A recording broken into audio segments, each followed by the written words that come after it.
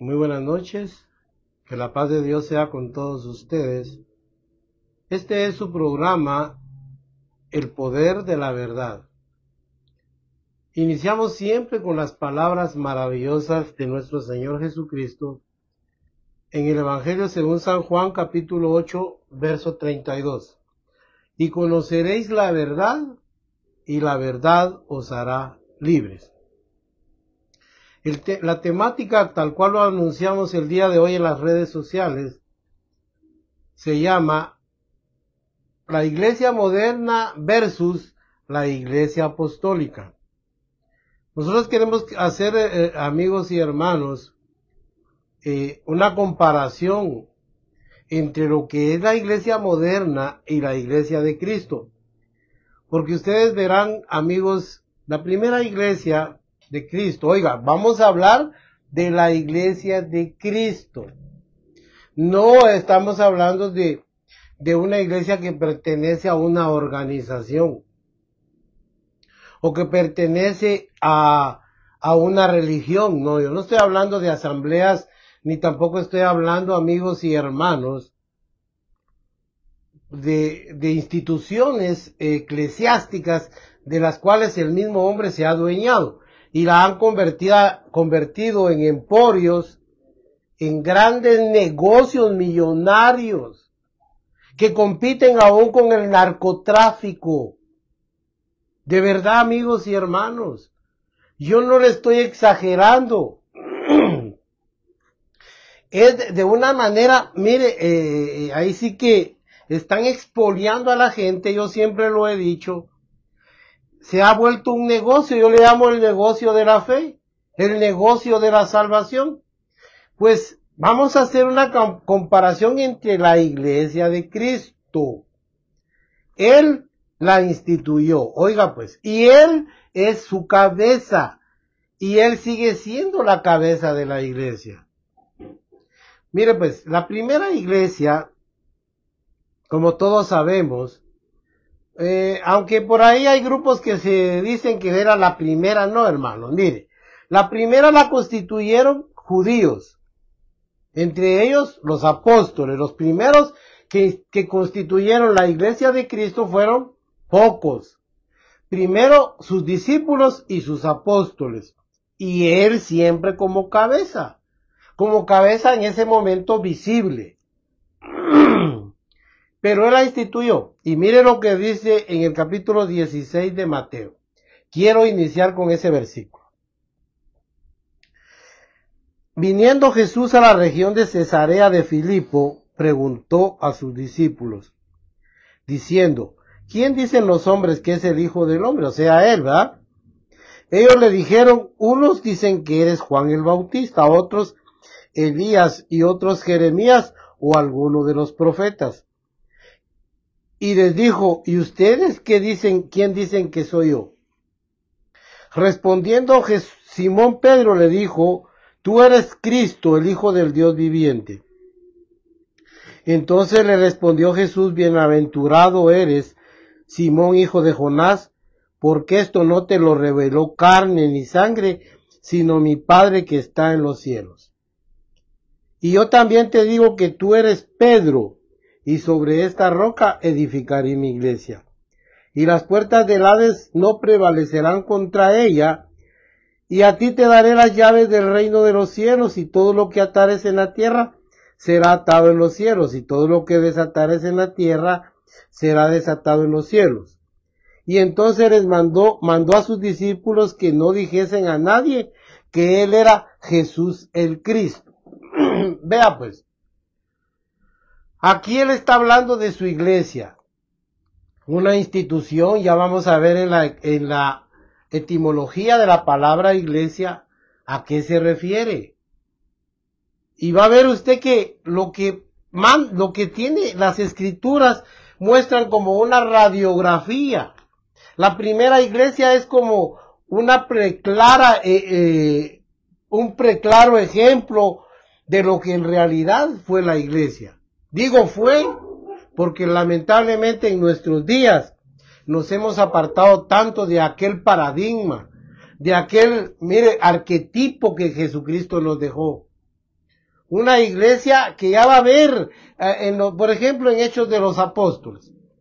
Fíjese pues, si nosotros leemos cómo era la iglesia, y que conste que yo no me voy a meter a esa controversia de que es Pedro el primer papa y que fue el primer obispo y que el primer pastor. Mire, en realidad, amigos y hermanos, ya dijimos nosotros de que él está buscando, está esperando que ellos comprendan esta manifestación, que él es el Cristo, que lo reconozcan como cabeza. Mire, él es la roca en la que se fundamentó la iglesia, no en Pedro. Pedro era un hombre extraordinario, pero no dejaba de ser un hombre con muchas valencias y con muchos falencias y con muchos errores. No digo pecados, oiga pues, estoy diciendo que cometía errores. Entonces Dios jamás iba a fundar una iglesia espiritual en un hombre, sino que lo hizo sobre un hecho espiritual, que Él es el Cristo, el Hijo del Dios viviente. Eso lo entendemos perfectamente. Ahora mire pues la radiografía que nos muestra la iglesia. Mire, esto era una iglesia, aunque hay varias iglesias modernas así, en los hogares, así era en las iglesias de los primeros días. Se reunían en las casas, se sentaban alrededor quizás en el suelo, en piedras, en taburetes, en lo que hubiese por ahí, en troncos, en macetas, en bloques, qué sé yo, en bloques. Y esto, así inició la iglesia, en las casas, en los hogares. Por eso el apóstol Pablo dice, salúdame a Priscila y Aquila, y a la iglesia que está en su casa. Oiga, porque las casas se constituían, los hogares eran constituidos, no iglesias, sino lugares donde se reunía la iglesia. La iglesia la conforman los miembros, las personas. Yo quiero hacer un paréntesis. Mire, ¿qué sucedió cuando pasó tarea? Ya se nos olvidó. La memoria a veces nos falla. O tendemos, hermanos, a perderle el valor a las cosas cuando pasa el tiempo. Pero mire, cuando se trilla algo o cuando algo es muy común, muy consuetudinario, se pierde el valor, pierde la esencia. Mire pues, cuando fue la pandemia, ¿qué pasó con la pandemia? Ahí se mostró un montón de cosas que ya olvidamos. Usted miraba aquellos grandes templos de lujo, con butacas hermosas, mire, vacías, porque la iglesia no estaba. Aquello no dejó de ser más que un templo vacío. Ni templo, porque ya no hay templos, sino que una casa vacía, un edificio frío y vacío. Porque la iglesia, que son los miembros, no llegaban. Entonces vea, entendamos algo. Dios nos muestra, ahora, mire lo que es ahora. Mire cómo son ahora las congregaciones. Mire, este es un gran auditorio, como los que suelen hacer, con grandes pantallas, con orquestas, con un sonido fabuloso. Eso es lo que ahora tenemos como iglesia. Pero este edificio no es la iglesia. Yo le voy a leer algo, aquí tengo una nota que yo escribí algo porque estoy escribiendo un artículo, pero yo escribí algo respecto a la iglesia.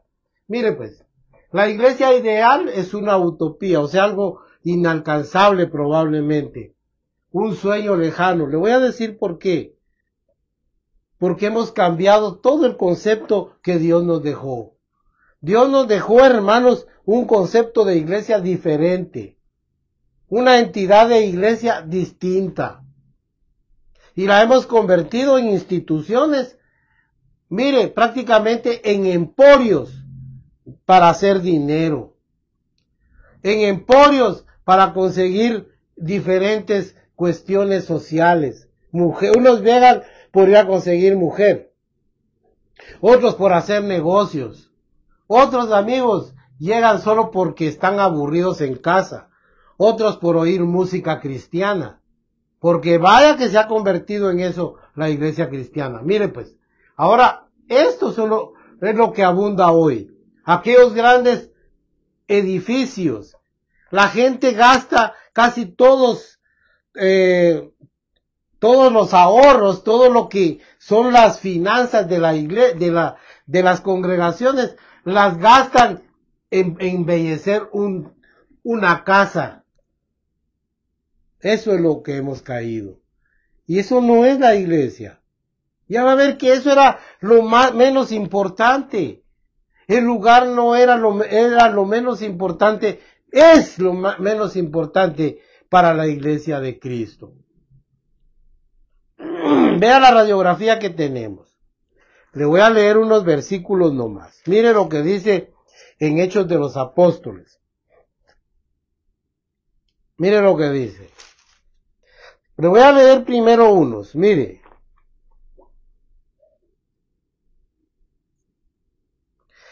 Capítulo 2 de Hechos de los Apóstoles dice: así que los que recibieron su palabra estaba predicando el apóstol Pedro. Por eso se le dice que a él se le iban a dar las llaves del reino, porque él como que iba a abrir una puerta, porque las llaves del evangelio, digámoslo así alegóricamente, porque él fue el primero en predicar el evangelio. Mire lo que dice. Así que los que recibieron su palabra fueron bautizados, y se añadieron aquel día como 3,000 personas. Y perseveraban, oigan, ¿qué? En la doctrina de los apóstoles, en la comunión unos con otros, y en el partimiento del pan, y en las oraciones. Era una congregación de oración, de comunión. Mire, partían el pan. Partir el pan es que el hecho de comer en las culturas antiguas es lo más íntimo que pueden hacer las personas. Mire, las personas de una congregación, lo más íntimo que podemos hacer nosotros moralmente, por supuesto. Justamente lo que podemos hacer es comer juntos. Eso nos da armonía, nos da comunión, comunicación. Y ellos dicen que se juntaban y perseveraban en la doctrina de los apóstoles. O sea que había una doctrina. Oiga lo que era la primera iglesia de los apóstoles. Pero ahora, ¿en qué persevera la congregación? En estatutos, miren amigos y hermanos, en estatutos que se han establecido los hombres. En eso perseveran. Y no se salen de ahí. Y muchas veces se predican más los estatutos de la organización que la misma palabra de Dios. Mire, ellos perseveraban en la doctrina de los apóstoles. Y sobrevino temor a toda persona, verso 43. Y muchas maravillas y señales eran hechas por los apóstoles. Oiga, los verdaderos apóstoles, los 12. Aquí hay solo 11. Pero los 12 apóstoles, y el que ellos anteriormente escogieron a la ficha, a la suerte. Así ya les dije que no se escoge a un apóstol. Un apóstol es elegido por Dios y establecido por Jesucristo. Es llamado y enviado por Jesucristo. Y mire pues, las personas dicen que las maravillas que hacían y señales que hacían los apóstoles. Dígame usted qué tienen los apóstoles de hoy.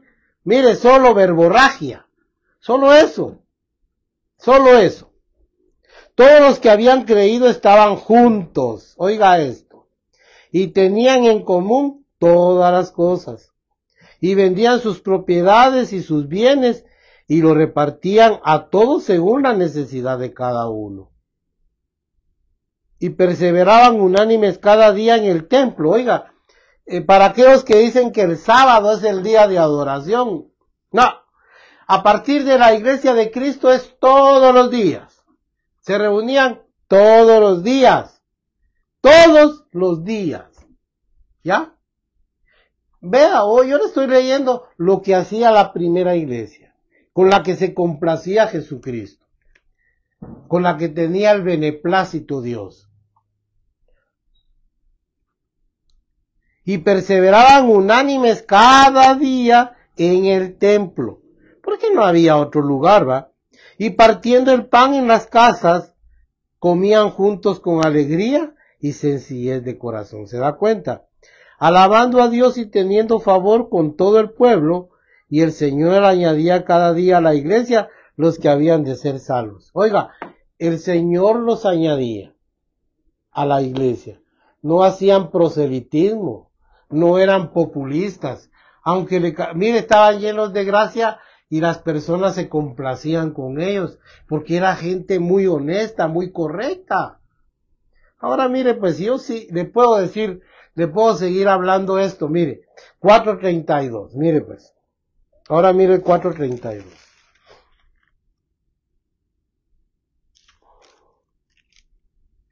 Y la multitud de los que habían creído era de un corazón. Cuando habla de corazón, estamos hablando de un mismo pensamiento, de un mismo parecer. O sea, ellos tenían una misma doctrina, no diferían como hoy entre doctrina y doctrina. Unos aprueban una cosa, otros la desaprueban. No. La primera iglesia, con todo y ser muchos y de muchas culturas, tenían todo en común, eran de un corazón. O sea, cuando habla de corazón es de que tenían su interés en aquello. Mire, las cosas del mundo empezaron a valer nada para ellos y se concentraron oiga, ¿para qué? Eran de un corazón y un alma. Oiga, sus sentimientos. Cuando habla de alma, habla de sentimientos. Y ninguno decía ser suyo otra vez propio nada de lo que poseía, sino que tenían todas las cosas en común. Aquí yo me quiero detener un segundo. Mire pues, lo que sucede es que no había egoísmo. El egoísmo, hermanos, y la avaricia estaban lejos. Claro que siempre en una masa, en una colectividad, siempre van a haber elementos indeseables, personas que no son de Dios y que difieren mucho del espíritu de la mayoría de la iglesia verdadera. Pero en términos generales, las personas tenían todo en común. Porque aquí en el capítulo 5 se narra el caso de Ananías y Zafira, que quisieron engañar, quedándose con una parte y queriendo engañar al apóstol Pedro y al Espíritu Santo. Vea, lo que sucede es que para ellos lo que resalta es de que los bienes materiales tenían muy poco valor. Para ellos el haber conocido la verdad, haber encontrado esa perla de gran precio que es Jesucristo, los hacía desdeñar aquellas cosas, que aquellas cosas perdieran tanto valor, que no le daban importancia. Pero hoy las personas dan todo, mire, como dijo una señora por aquí, yo por mi dinero arranco pedazos, dijo, así dijo. Y eso hacen muchos, son capaces de matar, de arrancar pedazos, son capaces de hasta de lo más vil por su dinero, créame. Pero estos hermanos estaban tan despojados de lo material que todos consideraban como suyo todo. Y había una armonía. Ahora mire lo que sigue diciendo. Y con gran poder, otra vez vuelve a repetir, los apóstoles daban testimonio de la resurrección del Señor Jesús, y abundante gracia era sobre todos ellos. Así es que no había entre ellos ningún necesitado, porque todos los que poseían heredades o casas las vendían y traían el precio de lo vendido. Claro. Vea, lo que trato de decirle yo sé que eso en la economía moderna es un poco difícil, pero lo que trato de decirles es de que no ponían su corazón en carros, en casas, en vestidos, en joyas, en dinero. No, hermanos, en riquezas, en perlas preciosas, en posesiones ni en nada. En cambio hoy las personas anteponen todos sus intereses económicos. Siempre hay condicionantes del dinero. Ahora, voy a terminar con esto. Mire lo que, ahora vea usted lo que dice el 5:41, 42. Siempre de Hechos, vea pues. Y ellos salieron de la presencia del concilio gozosos. Está hablando de Pedro y de Juan. A ellos los acababan de azotar. Y mire, ellos salieron gozosos de haber sido tenidos por dignos de padecer afrenta por causa del nombre del Señor. Y todos los días en el templo y por las casas no cesaban de enseñar y de predicar a Jesucristo. Oiga esto pues. Ahora la gente le da pánico ir a tocar una puerta y hablarle a las personas de Cristo. Es más, les da vergüenza. Se quedan atónitos, miren, no hayan ni qué decir. No tienen palabras para poder hablar del Señor Jesucristo. Oiga, no dejaban en los templos, en el templo, en las casas, en los hogares, visitando a los artesanos, tal vez allá en las plazas, en los mercados, visitando a la gente. Esa forma de vida ya se perdió. Ahora tenemos una iglesia que se ha refugiado en casas de lujo, en grandes edificios adornados exquisitamente, pero sin espíritu, no predican. ¿Y sabe cuál es la forma de predicar? Precisamente el lunes me compartió un muchacho, pero ¿sabe cómo hizo? Solo llegó, me dijo, le regalo esto, solo eso me dijo. Y le digo yo, ¿y de dónde eres? Le digo. Yo tratándole de dar plática. Mire, se puso rojo. No tenés nada más que decirme, le dije yo. No, tenga, me dijo. Y solo me dio un papelito así, mire, con una invitación a su congregación. No, hermano, mire, abundante gracia, eso quiere decir la palabra de Dios, crecía en ellos, estaba ahí. Mire lo que dice 6:7. Y crecía la palabra del Señor y el número de los discípulos se multiplicaba grandemente en Jerusalén. Por eso le digo que la primera iglesia fue en Jerusalén. También muchos de los sacerdotes obedecían a la fe. Mire, esto echa por tierra aquello de que la primera iglesia era la iglesia católica. ¿Vale, hombre? Que no lo engañen, amigo católico, no es cierto. Pero ¿y qué gana usted con decir que era la primera iglesia? Si a mí se parece. ¿Ah? Paréscase a esta, que está aquí registrada, que aquí tenemos su radiografía, mire. Este es como un cuadro que nos describe cómo era aquello. Es como una fotografía. Es un arquetipo, un paradigma, un ejemplo de lo que en realidad quiere Dios de su iglesia. De las personas, pues, no de un templo de lujo. Bueno, avancemos. Vea lo que dice acá. Más de una vez una iglesia deseable para Dios. Más de una vez, yo lo he dicho, me imagino que usted también. Todos los que queremos agradar a Dios y ser salvos, nos hemos preguntado esto: ¿estoy en la verdad? ¿Estoy realmente en el camino? ¿Será esta la iglesia verdadera o ideal? Aunque en estos días de tanta apostasía, una iglesia ideal nos parece una utopía o como algo inalcanzable, como un sueño, como algo que no se puede, que es tan lejano que no lo podemos pretender. Dice, un sueño, no obstante, permanece firme una manada pequeña. Yo le voy a decir, Dios en su palabra muestra también que su pueblo es una manada pequeña, no es una manada grande, no son multitudes.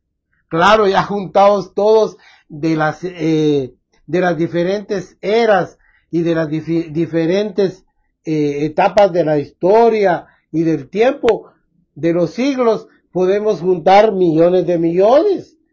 Pero en este momento yo le pregunto, Miren, nosotros somos cierto número en millones de cristianos. A esos cristianos divídalos en todas las denominaciones, evangélicos, protestantes, católicos, mormones, y en fin, distribúyalos ahí. Luego saquemos otro montón, los que van solo por compromiso. Ahora nos quedamos con menos. Y luego saquemos a los que van por otros intereses. Y nos vamos a quedar con una minoría. Aquellos que sí van por amor a Cristo y porque son la verdadera iglesia del Señor. Es que esa es la verdad. Todo el gran grueso de personas, no sueña usted con que todos son de Dios, porque no es la verdad. Dijo un día el apóstol Pablo, no de todos es la fe. Muchos solo creen, y mire, y son tan hipócritas que de verdad, amigos, es que yo no sé si está conocido esa calidad de personas, pero mire, que tienen doble cara, y son tan falsos que dan una apariencia, y allá en su casa son malvados, en sus cosas íntimas son perversos. No, hombre, eso ya usted lo sabe, no puede ser usted también un simple de creer que todos los que van a la iglesia son de Dios. No, también se infiltran, no, mire, la cizaña crece junto al trigo. No todos son trigo, muchos son cizaña. Bueno, él la llama manada pequeña, una minoría que siempre ha perdurado en la historia y vivido conforme a la voluntad del Señor, perseguida y ultrajada, oiga pues, por el mundo, pero siempre fiel a su Creador. Es que eso es la cuestión.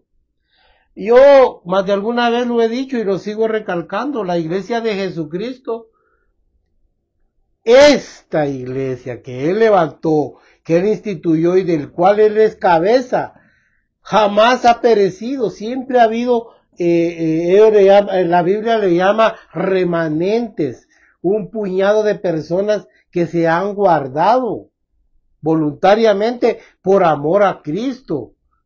Esa es la verdadera iglesia, siempre ha existido, aunque las tinieblas han querido, mire, anegar aquella luz tenue, pero nunca se ha extinguido. Aun cuando aquellos hermanos padecían grandes persecuciones de muerte y grandes aflicciones, los echaban fuera y los desposeían de sus bienes.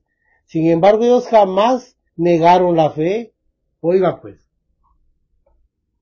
cuando hablamos de una iglesia ideal y deseable para Dios, nos referimos a aquella que tiene todas las características que Él le dio con su Santo Espíritu y su palabra.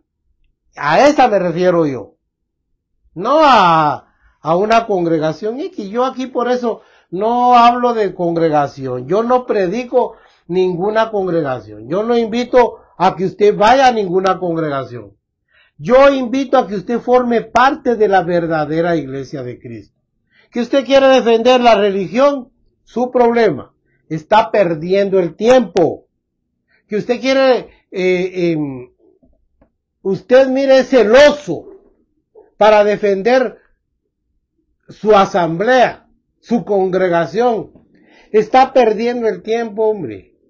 Porque mire, usted dice que son bien, que tienen la verdad, que son únicos. Y no se da cuenta que a la par suyo hay uno que no cuadra, que es malvado y que nosotros nos damos cuenta que no es bueno. Y sin embargo ahí está con usted. Es que no todos, hermanos, no defienda usted una religión ni una congregación. Usted tiene que defender la verdad y la palabra de Dios, la fe. Pero la fe de Cristo. Bueno, vamos a pasar adelante. Etimología, esto es bien importante. La etimología de la palabra iglesia. La iglesia mostrada en las Sagradas Escrituras, la que le estoy enseñando, nos permite sacar una radiografía preclara de lo que Dios pide de su pueblo en este mundo. La primera iglesia es un hito, un ejemplo, es un paradigma, es un arquetipo, es un derrotero. Mire de qué manera se lo digo, amplia. Eso es una iglesia, es la iglesia de Cristo. Un derrotero a seguir, un arquetipo. Entendamos bien que la verdadera iglesia es una. Oiga pues, es una. Entonces me dirá usted, ¿y entonces por qué tantas religiones y tantas congregaciones? Porque lamentablemente en eso se ha convertido, hermanos. Pero en cada congregación hay pocos miembros de la verdadera iglesia de Cristo. Así de que muchos le ponen a su congregación la Santa Iglesia de Cristo. La iglesia de Cristo, la iglesia de los escogidos. Usted le puede poner el nombre y la denominación, pero la iglesia de Cristo no tiene denominación. No tiene sesgo político ni religioso. Mire pues, entendamos bien que la verdadera iglesia es una. Es un cuerpo. Mire cómo la define Dios, como un cuerpo, al cual nosotros como gentiles hemos sido adheridos al igual que los judíos. Ahora somos un cuerpo en Cristo. Somos uno en Cristo. Ya no hay griego, ni judío, ni esclavo, ni libre. Todos somos uno, dijo Pablo, en Cristo. Dice, una iglesia es una sola, en un cuerpo, no son varios cuerpos, solo es una en un cuerpo, del cual Jesucristo es la cabeza. Oiga, con una sola fe. No estoy predicando lo que enseñó, pero eso no es nuevo, pues, hombre, si eso lo afirma Pablo en Efesios 1, 22, 23. Una fe, un bautismo, una doctrina, un Dios y Padre, un bautismo. Eso no lo enseñó Lutero. Eso lo enseñó el gran apóstol San Pablo. Mire lo que dijo él, una sola fe, una doctrina, sin nombre. Es que no tiene nombre la iglesia de Cristo. Solo se llama eclesía, iglesia. Y miren, hermanos, recibe su nombre, amén, a Jesucristo, como cabeza. Nada más. Que sí, que yo me llamo fulano, soy de tal congregación de la iglesia tal, de la verdadera iglesia tal. No, hermanos, no tiene nombre. Mire, sin denominación, sin sesgos políticos ni religiosos. Un sesgo es cuando yo, miren amigos, cuando yo todo lo ligo a una creencia, a algo que me enseñaron, a algo que yo creo. Eso es un sesgo. La gente, toda la palabra de Dios la sesga. Fíjese pues, mire, le voy a poner solo un ejemplo de lo que hacen los hermanos adventistas. Sesgan toda la doctrina al sábado, a las enseñanzas de la señora de White. Los luteranos a las enseñanzas de Lutero. Los presbiterianos a las enseñanzas de Spurgeon. Y así, no, sin sesgos de hombres. No, como dijo el apóstol Pablo, como dijo San Juan, esos sí son verdaderos santos.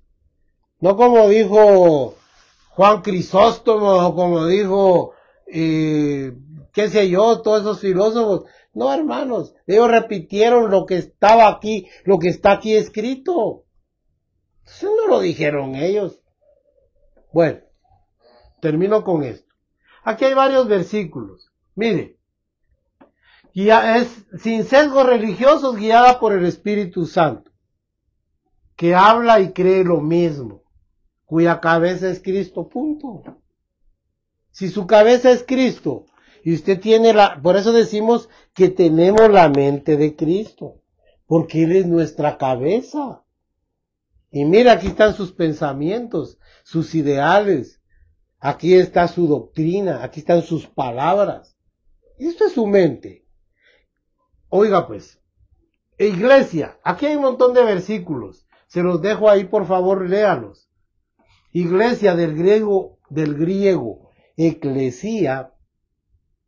Oiga, pues esta palabra no es un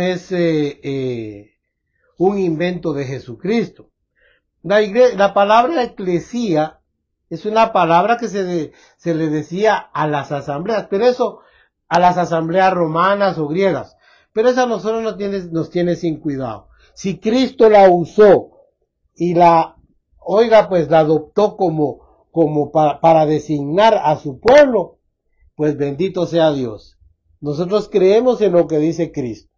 La palabra apóstol tampoco es digámoslo así, una palabra original, digamos, del evangelio, no. Habían muchos apóstoles se le decía a alguien que era enviado como un emisario político.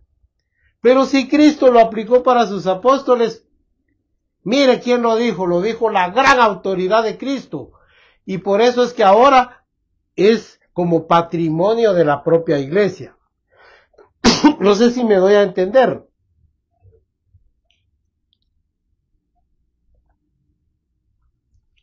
Todas estas palabras pasaron a ser patrimonio de la iglesia, de la doctrina de Cristo, porque nada más y nada menos quién la utilizó. Ok, eclesía y sus raíces tierra o terreno, kaleo y kalos, que significan lugar, depender y mejor lugar. Oiga pues, esto significa, eclesía significa recto, pero primero es un lugar terrenal. Porque entendámoslo, la iglesia es totalmente, la conformamos personas y entes materiales.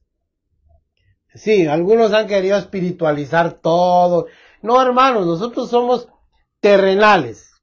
Como dijo un día el Señor, ellos están en el mundo, pero no son del mundo. Otra versión dice, pero ya no son del mundo.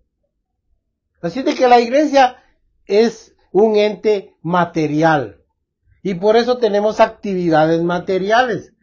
Pero, oiga, pues a eso voy. Mire lo que significa eclesía. No solo significa llamar afuera. Algunos alegorizan esta palabra y solo se quedan con la expresión llamar, una asamblea llamar afuera. Pero no. Podemos arreglarlo de otra manera también. Mire pues, es recto, lugar hermoso, oiga pues, lugar honroso, eso significa eclesía.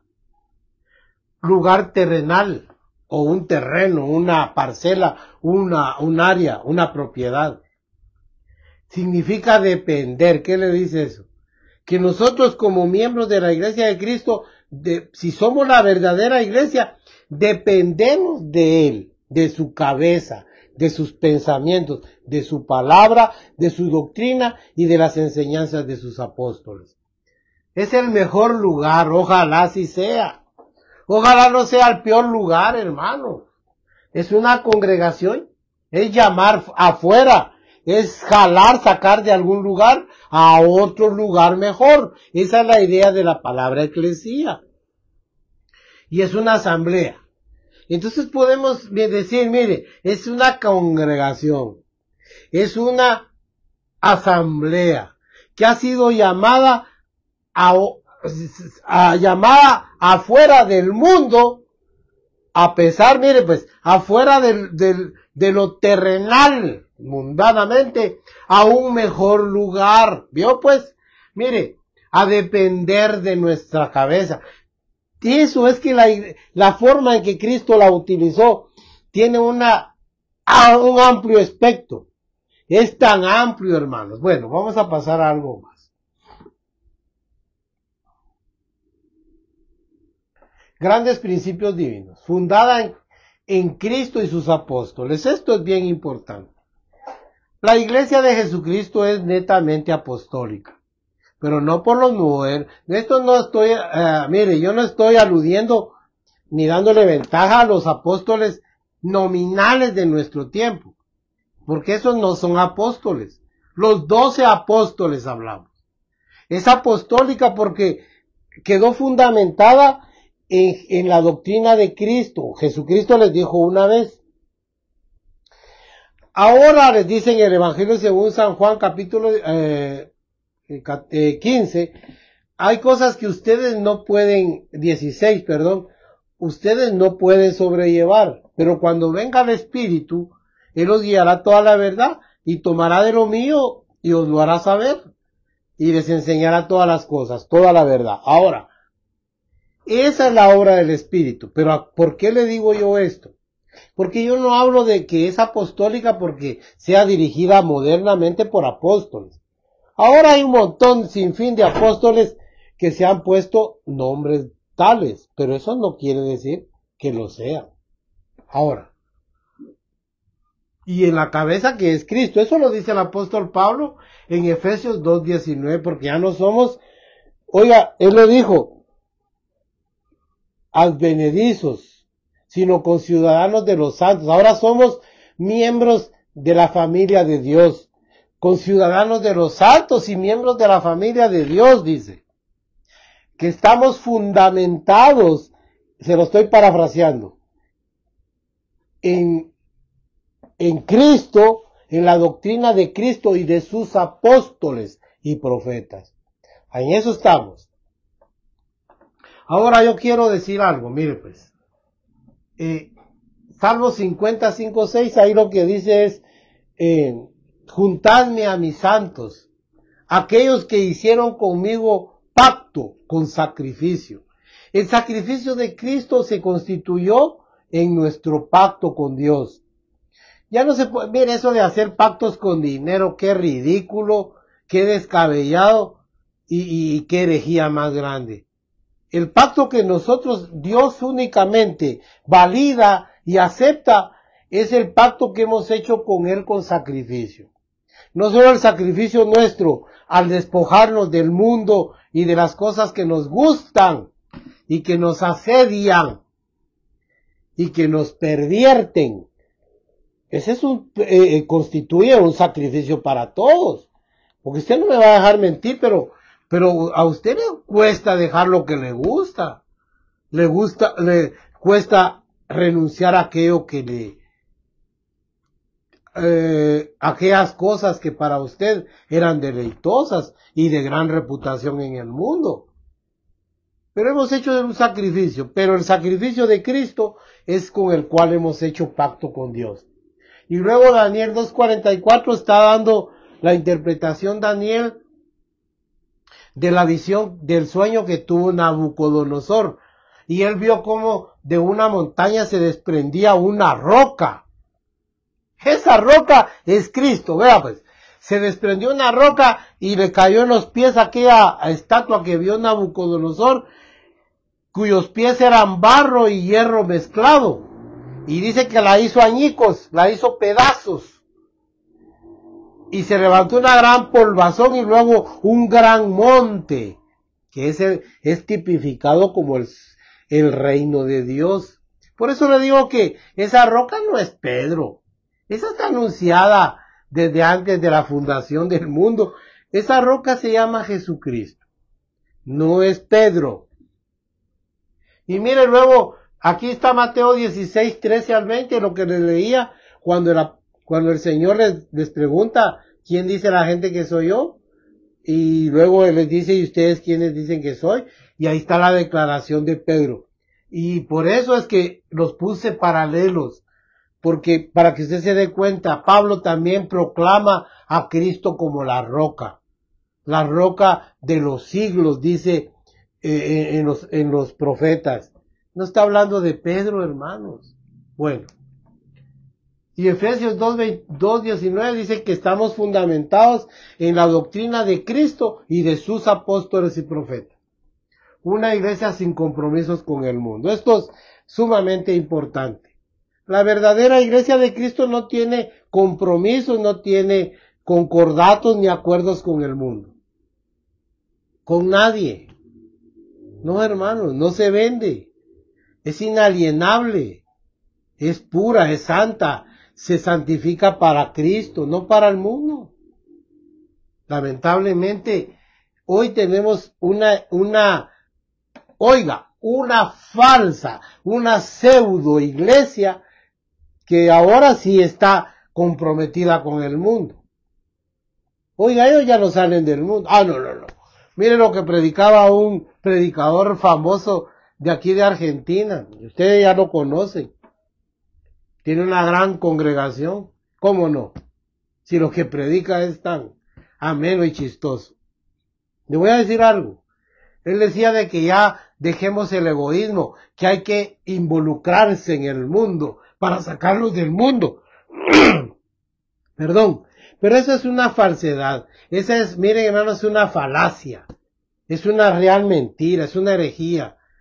Porque yo no lo saco del mundo. ¿Quién me ha mandado a mí a sacar gente del mundo? Dice que el Señor añadía a la iglesia a los que habrían de ser salvos. Es el Señor, es la obra de Dios, es la obra del Espíritu Santo, no mía. Que ahora Él se involucra en la televisión, en Hollywood para ganar más gente. Ese pobre ya está ganado para el mundo, hermanos. Es tan mundano que baila, danza como el mundo. Y para Él es un cristiano moderno. Oiga, de ese tipo de gente, de ese tipo de cristianos, es que nos tenemos que cuidar. Ese tipo de predicadores modernos. Oiga. Sin compromisos. Juan 15, 18, 19. Ahí es donde Cristo ora por sus discípulos y dice, Padre, que ellos sean uno solo como tú y yo somos uno. Ellos están en el mundo, pero no son del mundo. El mundo los aborreció como me aborreció a mí. Y luego, mire, Colosenses 3, 1, 4. Esto leámoslo, mire pues. Se lo voy a leer. Mire lo que dice Colosenses. Colosenses 3, 1. Si pues habéis resucitado con Cristo, oiga, buscad las cosas de arriba, donde está Cristo sentado a la diestra de Dios. Poned la mirada en las cosas de arriba, no en las de la tierra, porque habéis muerto y vuestra vida está escondida con Cristo en Dios. Y cuando Cristo vuestra vida se manifieste, entonces vosotros también seréis manifestados con Él en gloria. Ahí está. No hay que poner la mirada en las cosas de abajo, sino en las de arriba. Las de abajo son temporales y pasajeras, sigue diciendo ahí.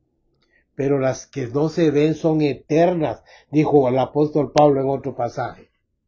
Y luego, mire, primera de Juan 2, 1 al 17, usted ya sabe.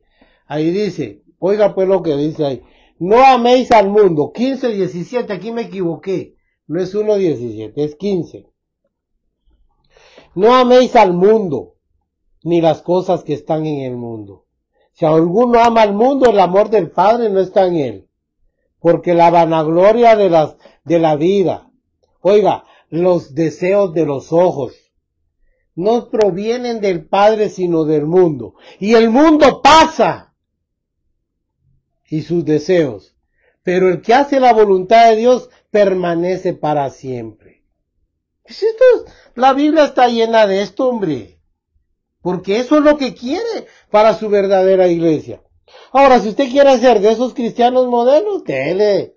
Como dice en el libro de Eclesiastés capítulo 12, bueno, anda a la vista de tus ojos. O sea, en otra versión dice, anda a todo lo que deseen tus ojos. Usted mira a una mujer, pues dele. Usted miró un centro nocturno, pues dele.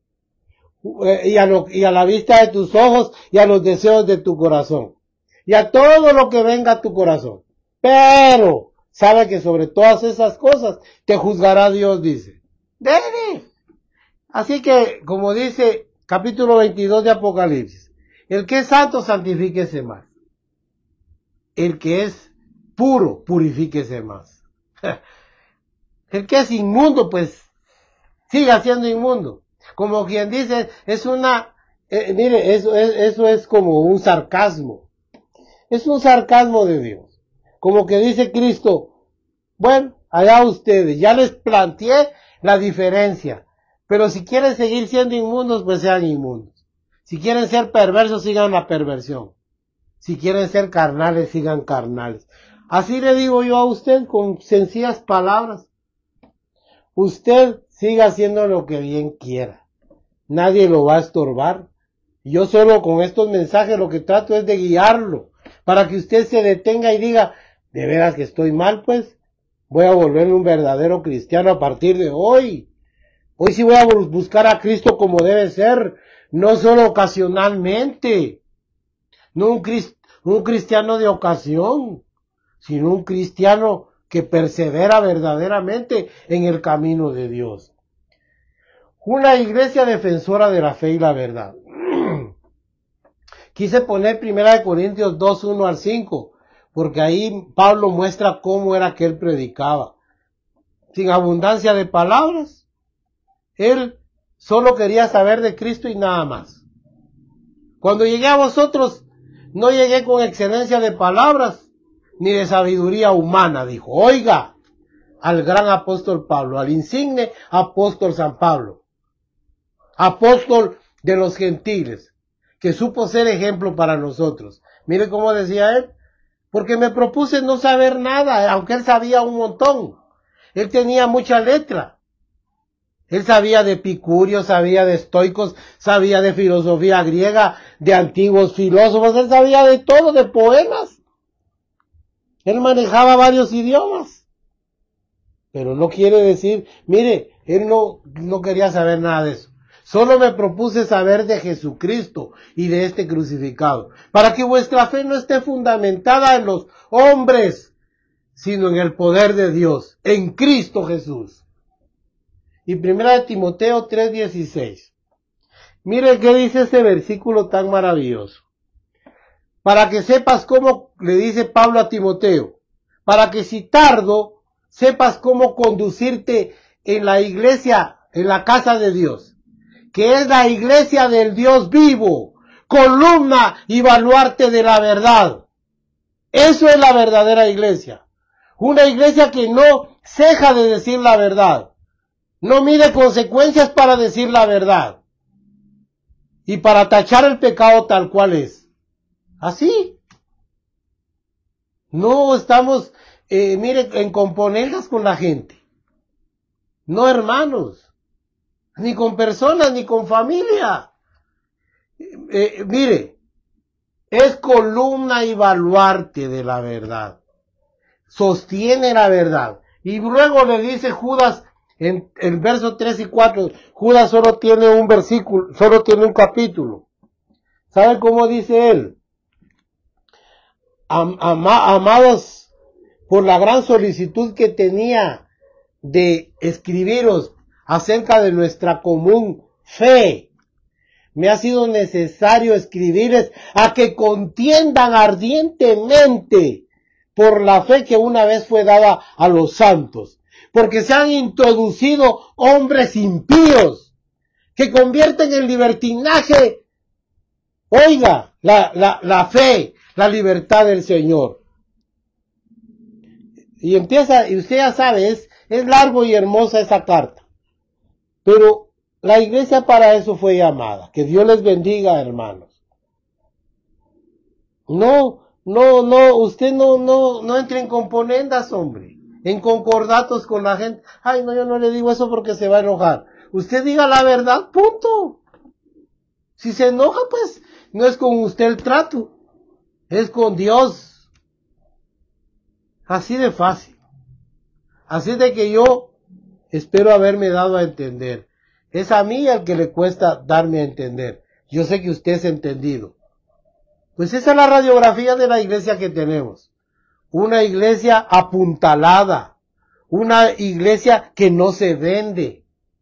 Una iglesia, hermanos, que no hace componendas ni concordatos con el mundo. Que no tiene sesgos, ni religiosos, ni políticos. Una iglesia sin mancha, santa y sin arruga. En otras palabras, una iglesia tal cual Cristo la dejó y la quiere. Que Dios les bendiga. Aquí todavía hay algo más. La iglesia de Cristo es pobre, y eso dice en Apocalipsis. Se lo dice a la iglesia de Filadelfia. A la iglesia de Esmirna y de Filadelfia no les recrimina nada. Solo les da ánimo y galardones les ofrece. Pues lo que le dice a la iglesia de Éfeso, a la iglesia de Filadelfia, que significa amor entre parientes, amor entre hermanos, amor entre amigos, eso significa Filadelfia. Fileos, amor, es amor filial, es amor, afecto, es afecto natural, eso significa Filadelfia. Y le dice, aunque tienes poca fuerza, pero no has negado mi nombre y has guardado mi fe. Tienes poca fuerza. Ya no podemos hacer esos grandes y portentosos milagros que hacían los hermanos de la primera iglesia. Tenemos poca fuerza. Pero guardamos la fe, hermanos. Pero tenemos amor a Cristo. Pero tenemos la palabra y la guardamos. Y cuando vemos que algo no funciona, lo declaramos. Y aún en nuestra vida nos duele, nos constriñimos y también, hermanos, nos entristecemos cuando le fallamos al Señor. Sí, porque la iglesia de Cristo sigue vigente. Que Dios les bendiga, con eso voy a concluir. Mi único deseo es que usted forme parte de la verdadera iglesia. Usted está yendo a una congregación, pero su esfuerzo íntimo, secreto, íntimo con Dios debe ser pertenecer a la verdadera iglesia. Está bien, vaya a una congregación y relaciónese con los amigos y hermanos.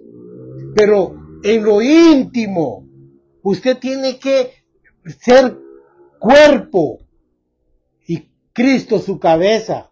Usted tiene que pertenecer a la única y universal iglesia. No hablo de la católica, porque ya le dije que no tiene nombre. La verdadera iglesia espiritual que la conforma todos los miembros de todo el mundo. Que Dios les bendiga. Usted puede interactuar con nosotros en las plataformas que siempre le mostramos. Que Dios le bendiga. Que la paz de Dios sea con todos ustedes y que el Señor nos guarde y nos dirija siempre. Amén y amén.